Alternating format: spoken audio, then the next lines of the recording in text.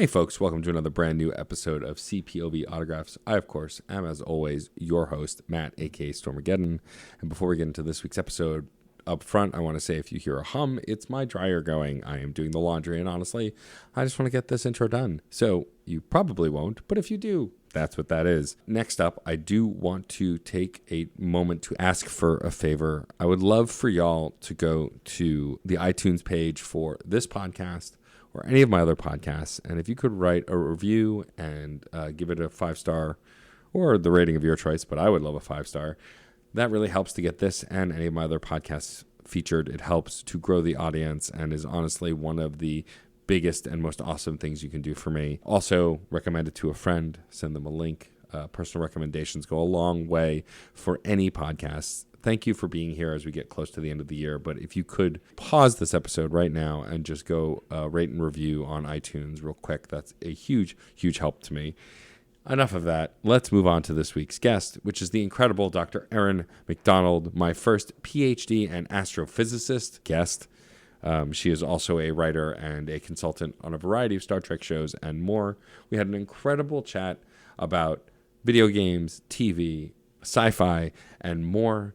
I also mentioned meeting your heroes in this and talking about Mark Meer in The Broad, but as of when I am recording this intro, I have now since actually met Mark Meer, who's a lovely man and means the world to me. I had not yet as of when we recorded this, but more about that in my PAX Unplugged episode, which will come early next year. I was at that this past weekend where I met the incredible Mark Meer. But enough of all of that.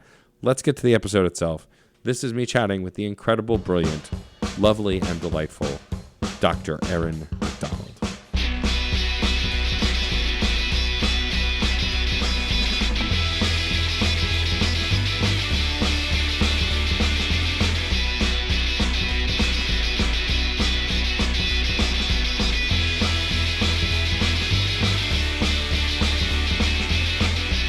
I'm so excited to get to talk to you. I spent this afternoon looking at your website, which is awesome, and looking at your IMDb, which is equally awesome. For those, it's a gag at this point, but like my intros tend to be rambly because they used to be so rehearsed and like, hi, welcome to blah, blah, blah. And now I just do like a pre-ramble where I plug and then whatever this madness is. But I'm talking to Erin Macdonald, the incredible astrophysicist and human Mass Effect fan. I love your logline on your website. It's tattooed Scottish American N7 Rebel from Starfleet Academy. Just pulling in all those space franchises. Just sums me up right there. So thank you for taking the time. I'm really happy to connect with you again. We chatted over on Reignite about Mass Effect. You are wearing your N7 hoodie as we speak. I didn't even think about it until I signed on to the call, and then I was like, oh, this is perfect. We live and breathe it. Yeah. And I'm so excited to talk to you about all of your stuff. But the first thing I actually want to talk about, because we had someone from it on my video game podcast, is you worked on Orbital Redux. Yes. Starring Yuri Lowenthal. Yuri Lowenthal was a guest on Fun and Games, my video game podcast.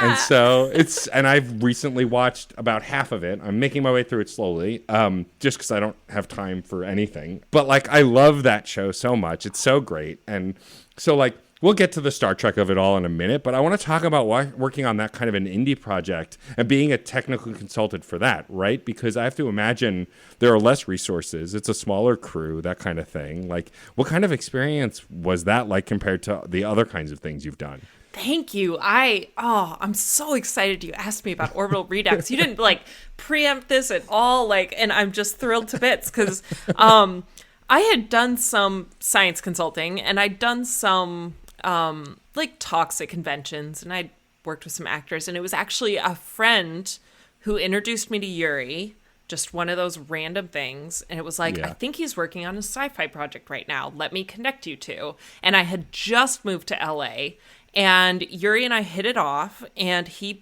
introduced me to the rest of the team, and so they brought me on as a science consultant. And like you said, it was a really small project.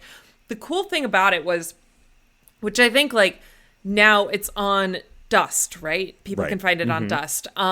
Originally, it was live streamed, and it was like one of the first scripted live streamed shows. And so it was so great for me. Like, I got to go out to set, I got to work with the actors. It was just really like this amazing show. They had a live band that did all the music in real time, and they had like this Apollo-like capsule on the soundstage, and they let me just play around in it and with it because I'm a big space nerd, and they loved, I was answering anything they wanted to know about space. And they just had all these panels. It was like 10 cameras that were available at any one point to film their angle. It was just such a cool operation, and I'm excited it's like available now that people can go and watch it, because it was a great season too. It was like just a great show in its own right.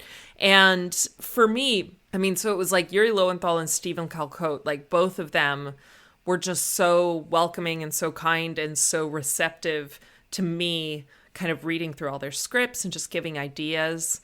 I would say probably that was the most unique experience I had, where Yasmin Al-Batani, I hope I said her name right. It's been a long time since I've said it. She's the co-star. She's the co-star. I'm not going to spoil anything for you because you're only halfway through, but there's one point that she needs to do a quick calculation to figure something out. And she had to like memorize, because it's live streamed, she had to learn how to write it in the order that scientists would write it, and like understand it fully, have it fully memorized. And so I was able to like help her. Like, I took a video of me writing it out. I talked her through like what you would mutter under your breath. And it was just like, it will probably continue to be the most random science consulting thing I've done, is like to coach a live in action handwriting of an equation. That's amazing. I love that. Yeah, the show absolutely worked. And it's funny because, like, first of all, how could you not get along with Yuri? He's one of the sweetest humans I've literally ever met. My favorite thing about Yuri is we had him on Fun and Games. He was great. We talked about Spider-Man. We talked about Mass Effect. We talked about a bunch of other stuff. And then, like, at the end, he was like, can I plug something? And I was like, sure. And he plugged Orbital Redux because it had come to dust. And I immediately started watching it back then. And it's just taken me a while. And they're short episodes, y'all. So it's not like it's hard. I just am too busy. But, like then...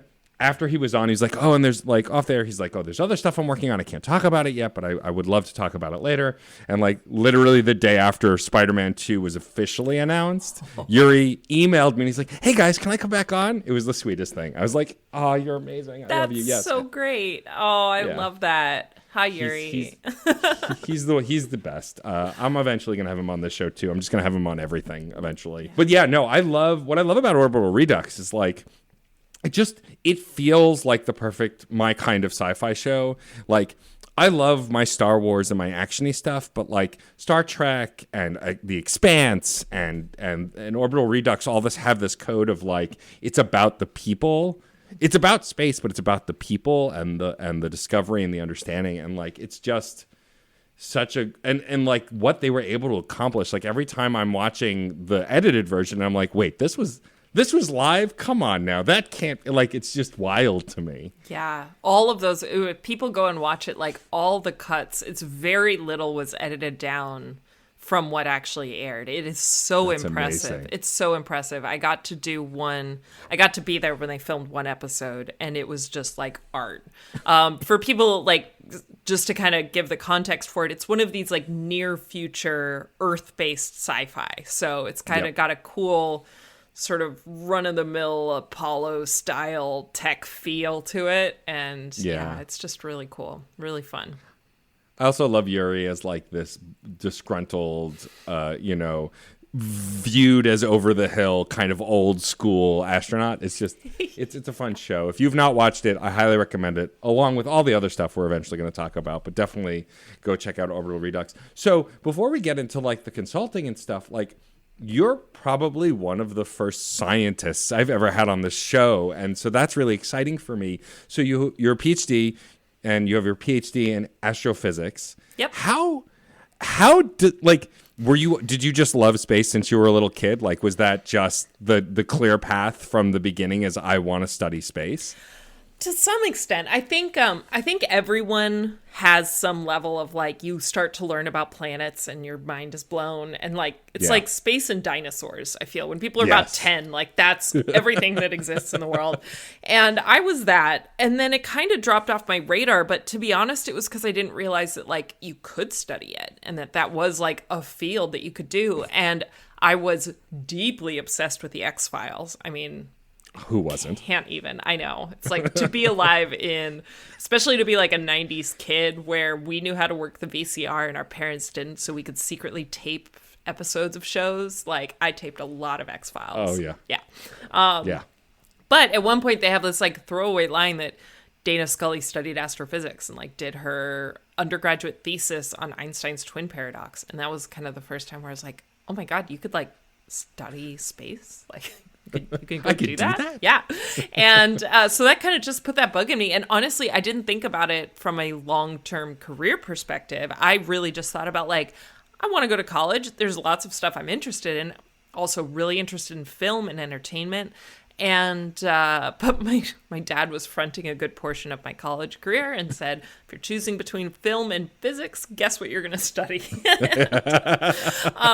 And I'm glad that he did, because I eventually shoehorned my way into film eventually, and I still got a PhD out of it. But honestly, I went to the University of Colorado Boulder, where I graduated from. I got to do a lot of research as an undergrad, which was really awesome and a unique experience. And I did radio astronomy. And then I did graduate school at the University of Glasgow. And I transitioned from radio astronomy into something called gravitational wave astronomy, which more people know about now than they did when I was doing it. Sure. When I was there, the University of Glasgow was part of the LIGO collaboration, the Laser Interferometer Gravitational Wave Observatory. And it was a consortium of about, at the time, 55 universities and about 1,000 scientists. And they were all just trying to detect what we call gravitational waves, which were ripples in space-time that were predicted by Einstein. And we were very close. And I left academia a year before they made their detection. Oh, wow. But yeah, so that's just a really quick kind of summary of my path through astrophysics. But I loved it. It was still really fun just to be able to go and study that for years, and go and do a PhD in it was a blast. And I mean, anyone who knows you are a sci-fi nerd, a video game nerd.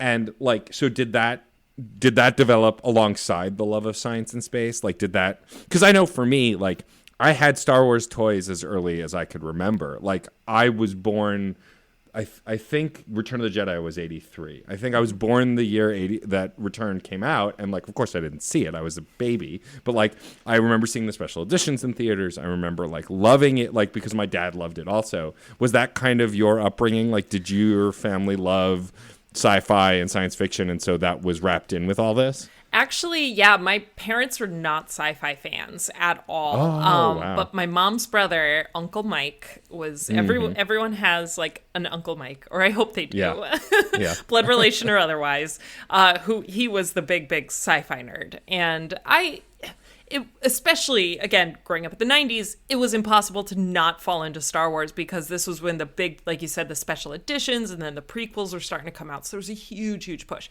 So I was already a Star Wars fan because you couldn't not be. Like, I loved it. And then the X-Files. But that was really my only exposure to science fiction that I had. And it wasn't until I was just so obsessed with aliens, like just that's where my focus was. But then when I went to college, that was when I was a physics major and a math major, and there's a huge intersection of like Star Trek fans. Sure. And what? Who also happen to be physics majors. So that was like my first exposure to Star Trek. And with video games, I mean, I dabbled in them. We didn't really have them growing up. We had a Game Boy. I played Pokemon. Like, that's... Hell yeah. Yeah. Let's go, Pokemon. But I had the brick, and I was proud of like protecting the brick. And the old gray single model, that was all you got. Yeah. And so I played games on that, but kind of the era of RPGs was starting to build up right about when I was starting to get into video games. And I was like, I would say I was just a little bit of a latecomer because I didn't realize the potential of it. And I wasn't immersed in that world. You know, I hadn't really played like Baldur's Gate or even, I think KOTOR was probably the first, Knights of the Old Republic was like the first RPG I played. But even that I had to like play at a friend's house, you know? Right. And Mass Effect was the one where it was like, once I played that, I was like, oh my God, okay. Video games aren't that hard. I can do this. I can be a captain of a starship. Are you kidding me? And then I played Dragon Age Origins like alongside that. And I just fell in love with the single player RPG, story-based, decision-based storytelling. I freaking love it, man. It's so good. I feel like for especially gamers of a certain age that Mass Effect has spoiled us in a certain way. Like I just don't understand why every game doesn't do sequels or pre-generated sequels with a long story so that everything can, like, I mean, you know, you were a guest on Reignite. Like, I've played that trilogy a bajillion times. And like now I'm playing Andromeda for the first time for our current season, which is so weird to be in a world so familiar and know literally nothing. Like, because I know the original trilogy so intimately, but like, I still discover new stuff. When I played the Legendary Edition, there was a mission on the Citadel in the first game from who you find out is like this badass woman crime boss. Like, you get this one-off mission from her that then you can become your enemy, and you like. I'd never seen it before, and I'd played the first game more than any of the other games. And so, like, that's wild to me that those worlds existed. And, like, it was the same thing for Skyrim and Fallout, and, like you mentioned, Dragon Age even later on. It's like, oh, you can do all this? Yeah. You can put all this in a game? You know? And I think that's why I also, like, it's funny, I've said a lot on this season of Reignite already. I love Andromeda already because it feels like Star Trek. Whereas the original trilogy felt like Star Wars, right? Like, there was some Trek to it, but it felt like it was about the action. It was about, because Shepard is a man, woman, or they, them, if you feel that way, of action. Like, they were always quick to action. Whereas we're only very early on in Andromeda, but like, we've only discovered Eos so far. But I'm like, oh, I'm researching stuff and I'm discovering things and scanning stuff. And like, so it's hitting a different side of my brain. And I love that. And like, you know, of course it's after all the glitches and after they fix stuff. And like, so I get to experience the best version of this game, but I'm really enjoying it so far. I think because it hits that part of my brain. When you're playing games, I assume that's the kind of stuff you're looking for, lore and discovery, and like action's great and all, but like, I assume for you, like me, it's about the discovery.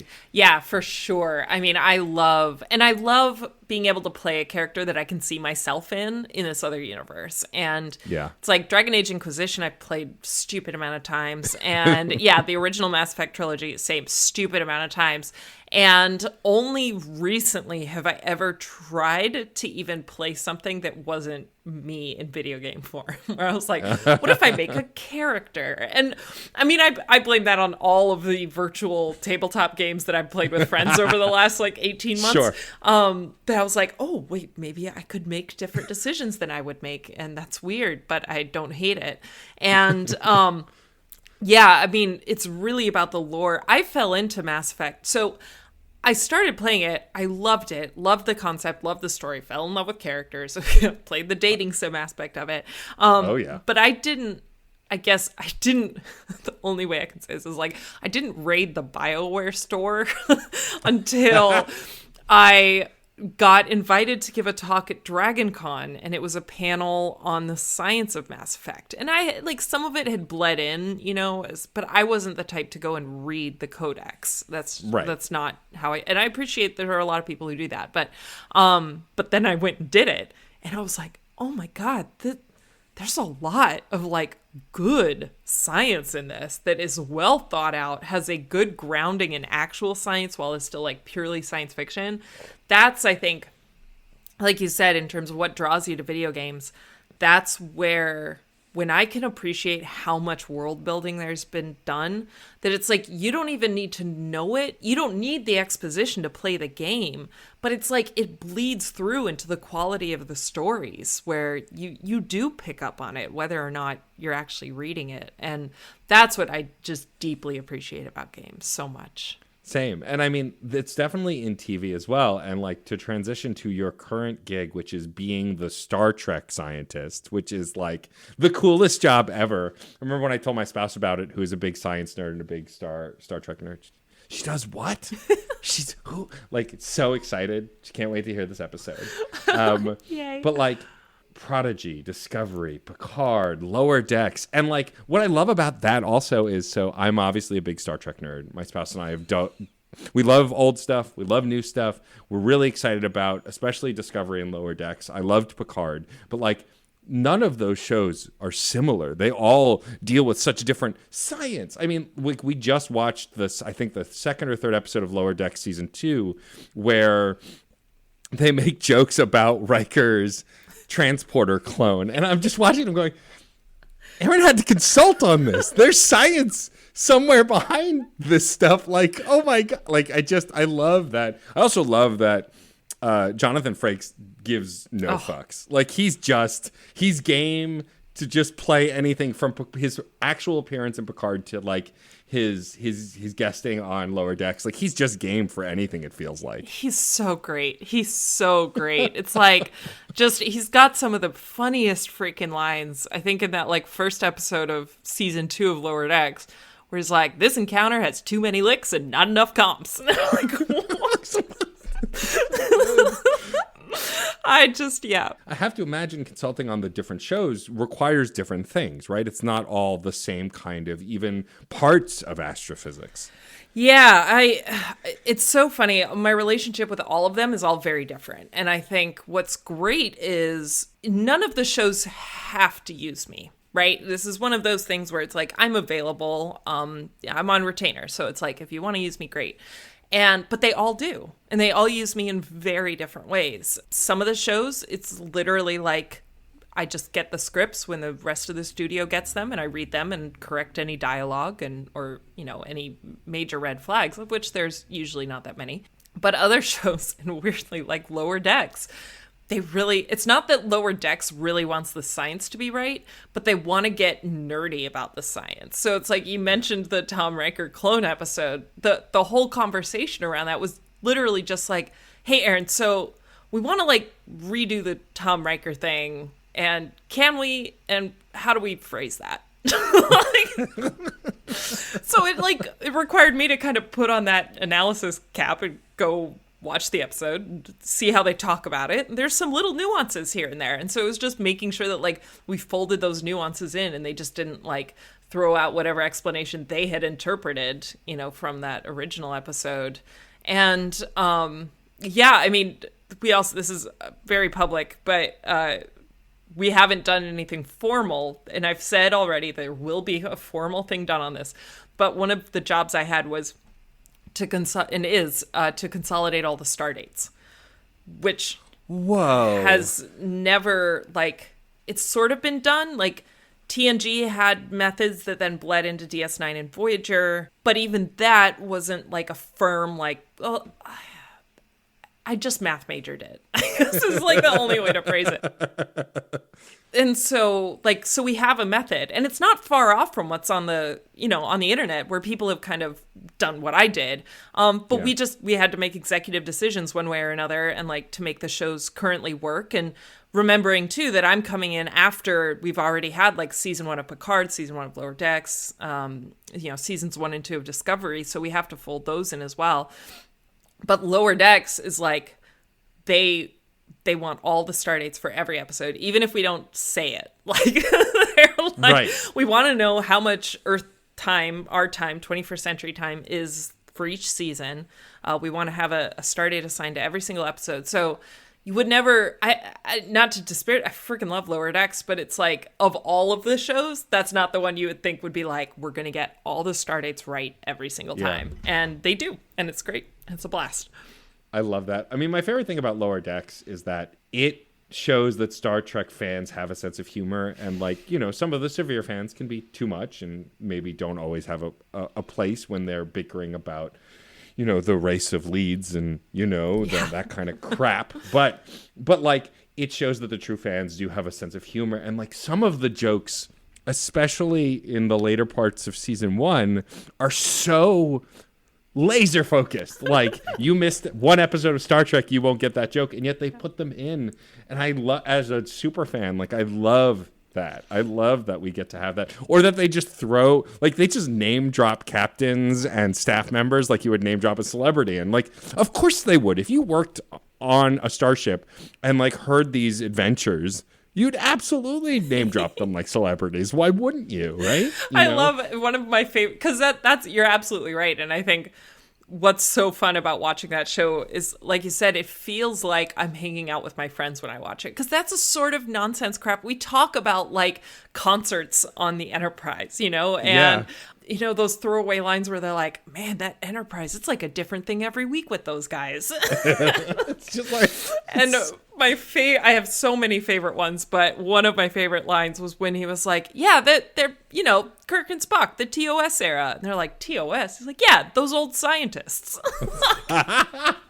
So good. It's so great. Course. Yeah, I love Lower Decks. And I'm glad. I think people were very skeptical when it was kind of first announced, because people only knew Mike McMahon, from Rick and Morty. Yeah. And it was like, I love Rick and Morty. Same. But when you're like, it's going to be Rick and Morty, but Star Trek, I think that was what people were projecting it to be. And I'm so glad people gave it the chance, and it started to just grow from word of mouth. And it's just delightful. It's so delightful. It's so delightful. I mean, I love all the new projects. Also, talking about Discovery, Discovery is I feel like they're all such great shows, but I feel like specifically Discovery is dealing with time travel shenanigans unlike we've ever dealt with before. And it's just so brilliant the way they worked it into the story, how, Burnham's journey through the whole thing. And I love that show so much. I think it's what Star Trek was destined to become, and it's so cool to see it play out. And also, it's got just the wildest cast and the best cast, I think, in any of the Star Trek shows. And now I'm obsessed with a cat on a Star Trek show, because we've got Grudge in the current season and last season. And I know you obviously can't pick favorites, but are there favorite moments from the shows that you've consulted on, or do you have a favorite science question from the shows? Yeah, so Star Trek Discovery, which season 4 just started, which I obviously will not talk about, but Discovery is always going to have a really close place in my heart, because I came in for season 3. That was the first gig that I got behind the scenes in Star Trek. And Michelle Paradise is the showrunner. She took over for season 3. And I feel like she just gets it. She's so good. And, I think seasons 1 and 2 are strong, but I think it really just finds its life in season 3 and continues through into season 4, I hope. But they're also so, and I think you can pick it up, but from day one, I mean, they had writers in the writer's room who are just so passionate about science, and they want to get the science right, and then going to incorporating that into the plot and to really embedding science in Star Trek in a way that nerds like me and science nerds, but also Star Trek fans, can really appreciate it, because there's it's just how scientists would do stuff. And so a lot of times when I've worked with the Discovery crowd, I mean, they've given me so many great opportunities, but they go into all right, so we're doing this science phenomenon, but also as a scientist, how would you react to this? How would you try to figure it out? And so kind of helping from that angle is really, really great. Have you watched any Prodigy yet? I have watched a few episodes. I want to spend more time with it. I haven't gotten to spend nearly enough, but Prodigy is bringing back one of my favorite captains. So I used to pick fights in the schoolyard with people who love Picard saying Janeway, or the highway. I've always, that show didn't always hit for me, but that captain always did. I love Janeway in a way that I couldn't even explain. And when Picard came back, I was like, I love Picard, I do. And I love Patrick Stewart, I do. But he wouldn't be the one I'd want to come back. I want my Jane. So I'm so happy that now we have that in animated form. It's so cool. I'm so glad. Yeah. And it just feels so we deserve a kids show like this that's for adults. Star Trek should have gotten into the Pixar style game just because they're the biggest name in town. Like, I'm using that as a comparison point, but like Star Trek should have gotten into that kind of animation and kids show a long time ago. And so I'm so glad that we have this kind of show that is for all ages and that is just so brilliantly done. I'm so glad. I really love Prodigy. I think, first of all, ditto on the Janeway thing. Like, I will fight you. Not you, but anyone who comes for Janeway. Right. Exactly. And just because I think, too, part of why Janeway is so close to my heart is, like, she acted, even as a fictional character, but she really acted as a mentor for me during graduate school. You know, that it was like when I wanted to quit and I couldn't take it anymore and it was so awful, I would literally just watch Star Trek Voyager and be like, okay, I just want her to be proud of me. Like, I can't give up because I can't disappoint Captain Catherine Janeway of the United Federation Starship Voyager. And so she really has always kind of had that role for me. And so to have her be the one mentoring these kids in holographic form, I think is just such great full circle. I think they really acknowledge how much she has inspired people to become scientists and to become leaders. Because that's really what she was for me, was it wasn't so much wanting to become a scientist, but wanting to be a leader and learning how to be a leader. And I'm just so thrilled. You know, I've got 3 stepkids and they range from 9 to 15 and they all love Prodigy. I mean, that's awesome. They don't have an option. They don't get a choice. But they all get excited about sitting down to watch it. And that, to me, just delights me to no end. Because, we talk about how I work as a science consultant with all the different shows. We work, and if you watch, these first 5 episodes of Prodigy, you probably picked up on a little bit of the science-y nuggets that are in there. So I help out with those. But then a lot of it, too, is trying to figure out, if we have that target audience, how can we inspire them to become scientists? Like, what about you as when you asked me, like, did you always want to be a scientist? Trying to tap into that kid and be like, what would inspire them? What would they relate to? What would they, that little kid investigative nature. And I freaking love it. But I gotta say, the best moment for me, so a couple quick stories, if you're good. Please. Oh, please. I just do want to say really quick about Prodigy is the cast is also literally ridiculous. I mean, I love Jason Mantzoukas in literally everything. And if it's a cartoon, like, I feel like he's just the first pick, right? He's a human in cartoon, like a cartoon in human form. But like, Jason Alexander and Jimmy Simpson and freaking John Noble. John Noble, like D. Bradley Baker, of course. Yeah. Playing a creature, of course, because it's D. Bradley Baker. It's such a incredible. Daveed Diggs, like, just the cast is so great, and like the fact that it brings back even other Star Trek characters too from other it's such a good show, and I really hope people watch it. So I wanted to get that out before we moved on to your stories. Well, we're gonna keep plugging it, and the fact too that, like, they have a young girl playing a young girl character. I think that innocence really comes through. And what impresses, I mean, I love Jason Mantzoukas, but I love that you said, like, he's a human in cartoon, like he's a cartoon in human form. I had read these scripts before I knew who was cast for them. Cause I'm just like, I'm sure they all already knew this stuff, but I just wasn't aware of that. And when I found out that he was voicing Jankum Pog, a little part of my brain went like, oh, that's not, because I just never pictured it as Jason Mantzoukas. Right. Dude, that guy kills it. He's so perfect. I can't imagine anyone. That guy works so hard. He has created an own unique character in Jankum Pog that I love, deeply love. And then, the first time I ever heard John Noble's voice come through, like in the rough animatic, I was like, oh no. Uh-oh. Erin's in trouble.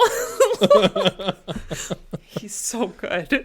He's so good. I mean, like, and I mean, Kate Mulgrew, like, I love that she's had this resurgence because of Orange is the New Black and a few other things. Like, and I've always loved her, but the fact that now the broader world outside of Star Trek also loves her, and that she then gets to reprise this role that put us arguably put her on the map, is so cool to me. And the fact that she wants to do it and that she's excited about it is very cool. Which that ties perfectly into my stories. The first one being, as you mentioned, like there's a new audience for it. My middle stepkid, we were just out and they were like, oh, that woman looks like that one chick from Prodigy. And I'm like, do you mean Captain Catherine Janeway? But like you said, they're starting to absorb that, which delights me to no end. But so people who don't know me or haven't seen me before, I have a lot of tattoos. You said up front. One of my more prominent tattoos is a massive tattoo of Voyager on my forearm, the Star Trek Voyager. And I got that, I want to say like 6 weeks before I started on Prodigy. Wow. And the studio through whom I work, so we have like CBS and Secret Hideout, they gave Nickelodeon a head up. Like they gave the Hageman brothers, who are the showrunners for Prodigy, they gave them a heads up. They were like, you're going to meet Erin. She's awesome. She does all the science stuff. Have her come just chat, meet the team. Also, she has a massive Voyager tattoo. Bear in mind, none of this is public. All I know about Prodigy at this point is that there's a Nickelodeon Star Trek show that's being made. Right. And so I get to go to Nickelodeon Studios, which again, you have those Hollywood moments where you're like, oh my God, I'm at Nickelodeon Studios. My name is on the list. And I go and I meet the Hageman brothers, which again, like big fan. I'm like, I know who these guys are. And so they meet me in the lobby. They take me back into the secret rooms and whatever. And before we go in, they were like, so we hear you have a Voyager tattoo. And I'm like, here, I've got this tattoo. And I show them. And they're like, you're going to have a really good day. And they go and they're like, you're going to want to sit down. And the whole writer's room is just like sitting there. They're like, we're bringing Captain Janeway back. And I'm like, what? Amazing. And that in its own right was phenomenal. I mean, like I kept it together. I was pretty cool. They all knew, like, they were all geeking out. Yeah. This was all still, it was like the deal had just closed. They were all still really excited about it. And then, of course, I get in my car and I drive home and I'm like stuck in traffic. And it just hit me that like I was going to edit lines for Kate Mulgrew to speak as Captain Janeway. And that, it was like those moments in your life where all the pieces fall into place and you're like, this is what I meant to do. It's like, it's all come together. And that was like, it was really when I had the epiphany of like, no, like, screenwriting's what I'm meant to do. Like this, I'm not meant to play these characters. I'm not meant to become a scientist. I'm meant to create characters that are like this and that can affect me in that way. And so episode 3 of Prodigy, which I think it aired second because they did 1 and 2 as a 2-parter. Right. Episode 3 is when they have the big dying star that they're falling into. Was the first time I heard a line that I'd helped with. I want to make it very clear, I'm just helping with these. But I got to hear Kate Mulgrew say the words like the gravitational well of a dying star. Like, which anyone else would be like, whatever, but to you, of course, it's like, yes. It's amazing. I told them to phrase it that way. So it's like, so Prodigy for me is like, it's so close to my heart, and it scratches that itch too that I really miss about academia, which is teaching and inspiring future generations. You know, I love it. And I love that. Have you been able to show Kate your tattoo yet? So I try to play it. I've met her like 3 times, but the first time I met her was before I was working on Star Trek. I was at a guest at a convention. I was giving talks. And so I think this was like maybe 2018 or something, but I happened to be at a convention she was at. And so I brought my PhD thesis and I had her sign my acknowledgement to Captain Janeway. Amazing. And it was a beautifully awkward moment because I stood in the line. I was like, I had my guest badge. I had things to do that weekend, but I stood in line with everyone else. And I got up there, and of course, it's a variety of stuff, right? People will go up to just get photos signed for their friends or like, action figure signed or, all these variety of things, but I was like, thunk. Like, here's my PhD thesis, and there's your character's name, and can you please sign that for me? And she was like, oh my God. I'm like, I know. So we had a little nice moment, and she wrote something very lovely in it, and then I did a photo with her later, and then she remembered who I was and told me she was proud of me. Oh, that's amazing. But I still get tongue-tied around her. She has a How could force. you not? I know. It's just that Star Trek show specifically really started my bisexual panic in Star Trek in a way that like that other shows could have as well. Like, I mean, you know, Riker also, like, come on, like, but like that show specifically is just the whole cast. Like, most of the cast is just very attractive, and I'm like, oh, okay, all right, I see where my brain is going. Oh, Captain Janeway was a big role in my bisexual discovery. Let's of course, make that how could she perfectly not be? clear. Yeah, how could she not be? Is one of those characters where you're like, I feel everything about this character. It's like, I want to be friends with them. I want to be them. I want to be their lover. I want to be their supporter. Like, I want to be their champion. Yeah. Like, I want just to be in your proximity. So that's probably, I've just asked and answered my own question about why I can't speak around Kate Mulgrew. But right, sure. But I mean, I get that, right? You meet people who've made an impact on you in a variety of ways, and like sometimes for me, I meet people that are impactful to me and I have no problem. I can talk to them. Like, I've done some stuff with theater, and like I got to tell, oh, now his name is going to escape me. I can't believe it. But he's the voice of Superman. He was on Wings. He's an actor. It just left my brain. But like, I got to tell the voice actor from the Superman animated series at a theater event, at an after party, I hear your voice when I read Superman comics. Like, you are my Superman. And like, he got really emotional and was very sweet. And like, I can't believe I can't remember his name. It's going to drive me crazy. Someone on the internet is yelling at me. It's fine. But like, those kinds of moments, I think, like, are always going to be that way for us, right? Like, I still can't quite believe that for 2.5 seasons, we had a sign off for Reignite by Mark Meer that we got through Cameo, where he says it's his favorite podcast on the Citadel. Like, it's just, it's those things that you can experience. And I think, especially in these stories where we want to relate to these characters, right? Like, going back to Star Trek, but also Mass Effect, like, we were all Shepard. You know, plenty of people didn't play that way. And admittedly, my first Shepard was Jennifer Hale and FemShep. And like, I created a story because it's Jennifer freaking Hale. Like, how could I not play a game as Jennifer Hale?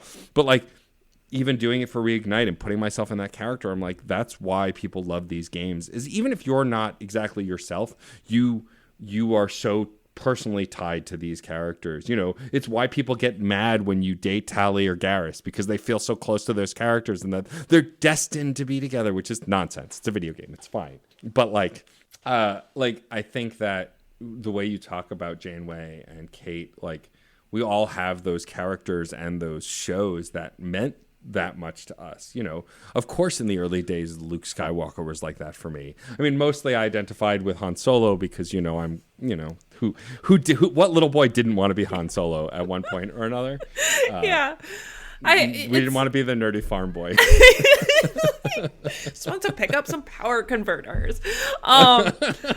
It's so funny because I think, yeah, especially as I've got more, you know, done more events with Star Trek actors and fans and all of that, I think a lot of fandom, I don't think we have the capability to fully appreciate how much some of these actors mean to us until we meet them. Or I think, and this is a little bit upsetting, but like, or until we lose them, you know? Right. And I think for me, meeting Kate Mulgrew, it was like, I knew that she was a big deal for me and had played a big role in my life, but I don't think I appreciated how much she had meant until it was like, and I'm, you know, like, but I'm just going to name drop. I'm so sorry. Like, dude, no, please. Like, that's what we're talking about. I'm at these events and it's like, and Nana Visitor is amazing and Renee Aubergenois is amazing and Jonathan Frakes is just like the big cuddly teddy bear of Star Trek land. And so I feel comfortable enough around them that I'm not thrown, but I am thrown around Kate Mulgrew. And I think that has made me like reflect on like, okay, I have to appreciate how much that character means to me, that the actor can affect me to that extent. And I think I've also felt that deep feeling, I think, when we lost Leonard Nimoy, when we lost Carrie Fisher. I don't think I appreciated how much they had meant to me until they were gone. When we lost Alan Rickman, I knew how much he'd meant to me. That was not a surprise. That was a 4:30 in the morning gym, like crying in the showers when that showed up on the news. I have tattoos for all of them. But I do think it's one that when the reality of our own lives intersects with those actors, it's when you really understand how much they've changed your life and how important that is. And I think that's really powerful. I think that's cool. I do too. And by the way, it's Tim Daly. Tim Daly is the voice of Superman. I got there. Good. I'm glad you looked it up, because I could feel the people shouting at you through the microphone. and it's not like Tim Daly's going to listen to this and be like, I can't believe Matt didn't remember me, because Tim Daly probably doesn't remember me. But yeah, no, you're absolutely right. I mean, like I lost it when Robin Williams passed. Like, he is a comedy legend that like I watched everything he did, and I saw everything he was in, and like his dramas too, and like these people, you know, there's a lot of talk of kill your idols, and I get that, right? When people do terrible things, it's like, well, of course, like, you know, nobody's perfect, but like, you're allowed to let people mean something to you also. And I think it's beautiful and really cool that you are in a position that not all of us nerds get to be in, where you get to meet those people and talk to those people. And I think but that was me. Like we mentioned Yuri earlier, like I exchange emails with Yuri regularly. We talk on Twitter regularly. Like as far as I'm concerned, we're friends. I don't know how Yuri feels, but as far as I'm concerned, I'm going for it. Right. Just own it. Yep. But in all seriousness, like, he means so much to me because I know him from so many things, and to be able to tell him that to his face, and him be appreciative, and him be so warm, like not everyone is. And like, so I'm always thankful for those moments when you can meet your heroes and they are everything that you'd hope they'd be. Yeah. I think too, one thing I've appreciated being on the other side of, in terms of the making the products, is how much it means when people share that it means a lot to them. It's like, the job is really hard. It's really hard and really stressful. And I only have a very tiny part in that.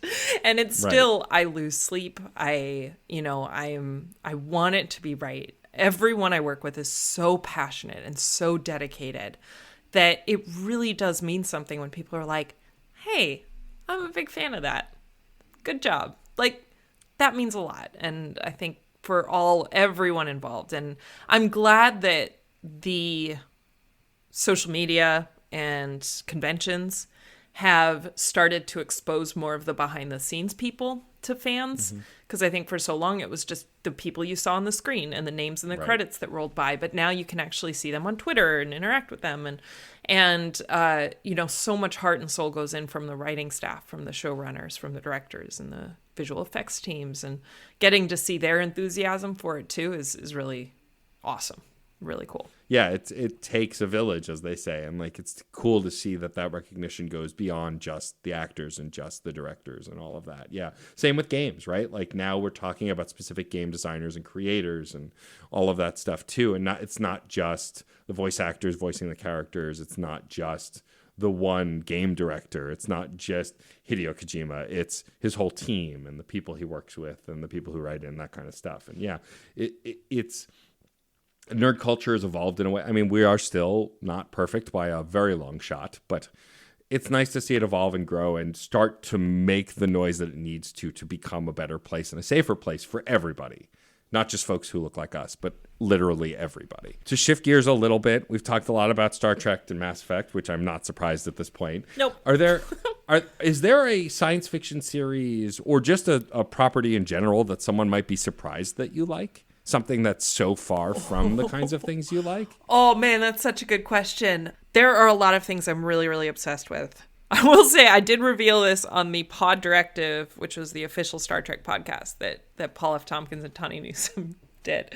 And I am delighted to say that Paul F. Tompkins was delighted with me revealing this, that I was obsessed with I Love Lucy. Like, oh, yeah. that was my first love. Talk about bi panic. Right?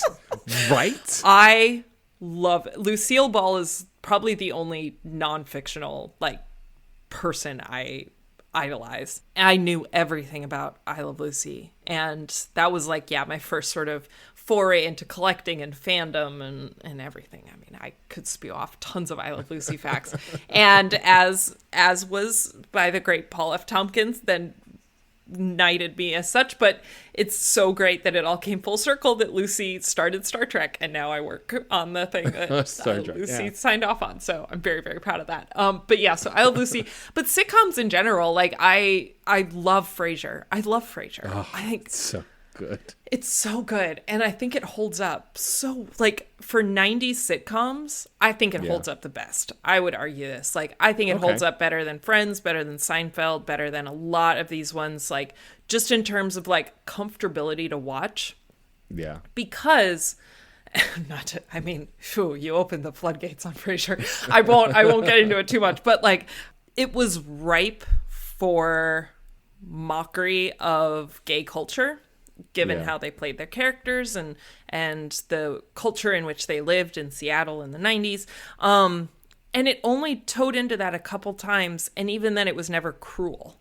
Like, it was never pure mockery. And I really respect it. They had characters who were, I guess, maybe a little extra or a little more cliche, as you know, most shows did, and I don't excuse that. But I do think like it holds up.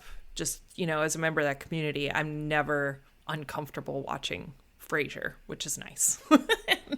and I love when you can go back to the shows that you loved and that they hold up. Like I rewatched a lot of Scrubs recently, and I love Scrubs, and that's another show that holds up. And like, talk about powerful moments that hit, like all of the emotional Dr. Cox episodes when something terrible happens, like a punch to the stomach, and they still do. And like then in quarantine got to listen to Zach Braff and Donald Faison start a podcast about the show, talking about the show. It's like when dreams come true, right? And like and has been great, and like bring on folks from the show and stuff. It's like we're all fans of something, and I think it's cool when you get to interact with the things that you love, and when the things that you love age well. And like, there's nothing wrong with loving something that didn't age well, as long as you're honest about it not aging well. Like, that's okay. Like, there are definitely movies I go back and watch and go, okay, I would love for this woman to have something to do other than chase a man. That'd be great.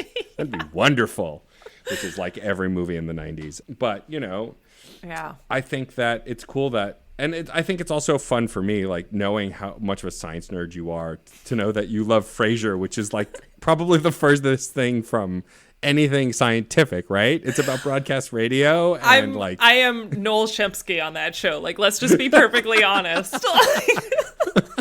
And who, again, deep cut, but he's the little Star Trek nerd that I think is only in like 15 episodes across all of Frasier, but so delightful. And yeah, I mean, I love it. My friend in college and her and I were both obsessed with Frasier, and we had got as graduation gifts like the DVD sets, and we would play a game where we would drink sherry, and it was a drinking game where someone would randomly pick a Frasier episode, start playing it, and the other person had to guess within 10 seconds what episode it was.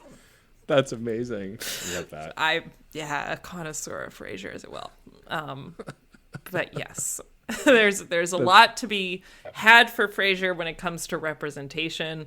But I would say in terms of holding up with the comedy with the characters that they had, it's such a good show. Like, I want to go watch some Frasier now. Awesome. All right. Well, I'm glad. Like, I mean, you've convinced me. I mean, I already loved it, but you've convinced me to go back to it. I haven't watched it in a while. Before we wrap up, a question I've been asking a lot, especially recently, is we are still living in a global pandemic. It is still happening, folks. Wear your masks, get vaccinated if you can, get your boosters if you can, get your flu shots if you can. Let's all try not to be sick. That'd be great. But something I think that's been important to talk about is like the pandemic was hard on a lot of folks for a lot of different reasons. We've all been lucky to get whatever work we can and be able to adapt to the best we can. But I like to keep asking my guests, about the silver lining, right? Like, at least there was some good that we might have been able to personally find during this tough time. Is there a specific memory you have over the last year and a half or so that like stands out as like, this was a light in this hard time, or something that's really stands out to you as something like, COVID sucks and still sucks, but this was really great. I'm glad this happened. Yeah, I had a few Dragon Con friends. So Dragon Con's like the big convention that I've been doing the longest, and I have a lot of found family from that convention. And one of those, so we have a science track, and a lot of us in the science track are very close. And one of our friends, Trevor Valley, he was diagnosed with cancer shortly before the pandemic. And, very upsetting and tragic. And one of the things he did was he started DMing D&D campaign with us. And Cool. We have kept it going. We started in July of 2020, and it's still going. That's awesome. And that has just been such a light. And it's like, I can very confidently say, like, we never would have done that if it wasn't for the pandemic, just because we're all spread around the United States. We see each other once a year. Best case, we would have done like a one-shot game, but just really getting to know people better. And it was people that Trevor brought in, so it wasn't necessarily people I knew very well. But it's brought us all really, really close together. So I'd say like that advent has just been a shining light. But, I quit my aerospace engineering job in March of 2020 when the pandemic was starting.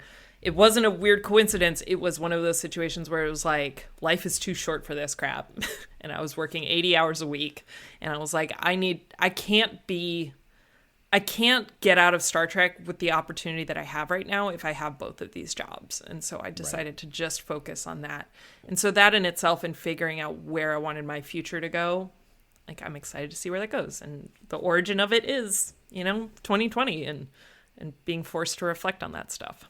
That's lovely. Yeah, I think a lot of people, I came to terms with podcast production as a job during the pandemic, and now I'm really pursuing it. And like, I think for a lot of people, we learn to work certain jobs because of, capitalism, and we have to make the money. And so being able to reevaluate that, it's not always the easiest way to do it, but I feel like a lot of folks found that during the pandemic. It's like, maybe life is too short. Maybe I should find something, literally anything else, and move in that direction. And so I'm very happy for your future in the Star Trek franchise. I hope that you become ubiquitous within Star Trek and do all the Star Trek things. If anyone from BioWare is listening, if you need a consultant, I'm just saying, Yeah, up with Erin. I know the universe very well. I could teach you all about EZO. Before we go, I would love to give you an opportunity to plug the things you are doing. Obviously, you're working on all these great Star Trek properties. I know you also Twitch stream when you have the time, and many other things. So why don't you take a moment to plug what you got going on and tell folks where they can find you on the internet? Yeah, I really want to plug Star Trek. I think that there's some great stuff right now. A lot of people, if you haven't got into Star Trek, but you've thought that you might want to, a lot of people are intimidated that you feel like you have to watch all of it. You have to go back to the 60s and start then. And you don't. And I think what's great about a lot of these shows right now is that they're very accessible to people. And I obviously want to plug Star Trek Prodigy because I think it's just delightful. But yeah, I'm on a social media hiatus right now for so I don't accidentally spoil anything, so I don't have to read reviews obsessively. Sounds like a smart way to go. Yeah. Normally I'm at Dr. Erin Mac, DrErinMac, on Twitter and Instagram. And then I've also done some work with the guys at Extra Credits, the YouTube channel. So you can see some, if you search for Erin, Dr. Erin on their channel, we've done some really fun videos recently about science and video games. So I would recommend you go check those out. Yeah. Very cool. Yes, I highly recommend all of that stuff. Also recommend listening to, I believe, episode 15 of season 3 of Reignite, where Dr. Erin Mac comes to tell us all about why she loves Garrus Vakarian, just like everybody else. We got to do the Garrus date episode. That was so precious to me. Delightful. You and Frankie both. You are both. I love Garrus as a bestie. He's just not the one. First of all, if Mel Shepherd could romance Thane, it would be over. Like that's the OTP for me. That's the relationship I want. Until then, I'll settle for Tali, who is equally as amazing. Well, thank you for doing this. This was amazing. We didn't touch on half the stuff that you do, and so I think you're just gonna have to come back so we can talk more science.